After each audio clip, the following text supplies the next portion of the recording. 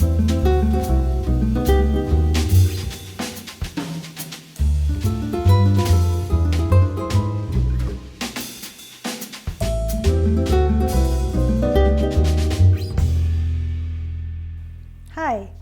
my name is Deb DeWolff, and I'm a polymer clay artist, and I'm here today at Cool Tools to talk about polymer clay.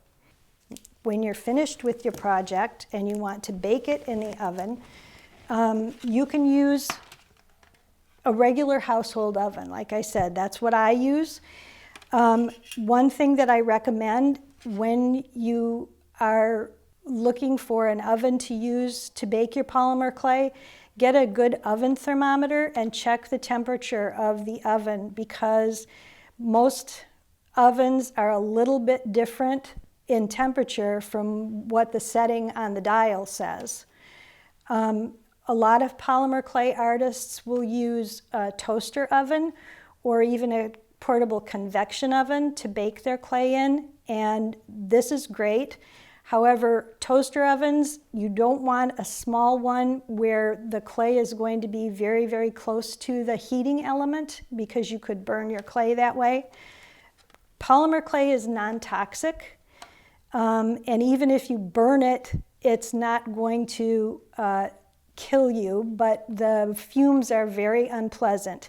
If you ever do burn your clay, open the windows and leave the room until the fumes have dissipated, because they can irritate the mucous membranes in your body, but it's still a non-toxic material. But you just have to be a little careful and you'll be fine. I use foil baking pans to put my clay in, to bake my clay in, and just a piece of ceramic, a scrap piece of ceramic tile in the bottom of the foil pan. When you bake polymer clay, whatever it's touching, it will take on that texture. So if I put a flat piece of polymer on here and baked it, the back of it, wherever it touched this ceramic tile, would be shiny because the ceramic tile is shiny. If I want a matte surface, I will use unlined index cards and put my clay on that, and then it will take on the matte texture of the index card. If I have a piece that has pieces that may slump a little bit when they're baked, because polymer clay does soften and slump in the oven slightly, I will use a piece of just polyester quilt batting or even polyester fluff that's inside of pillows, and put the clay on that. It will support the shape, so that it won't slump when you bake it. And then I will put another pan on top of that one and hold it together with binder clips inside the oven. That keeps all of the polymer fumes enclosed in the foil pan, so you don't smell it while it's baking, because polymer clay does have a smell, which some people can find unpleasant.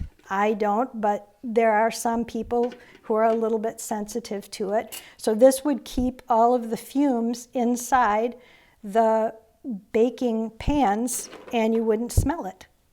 You can, if you dislike baking polymer in your home and you have a portable, either toaster oven or convection oven, you can use an enclosed patio, or even in your garage, you can set your oven up in there and bake your pieces outside. A lot of people do that.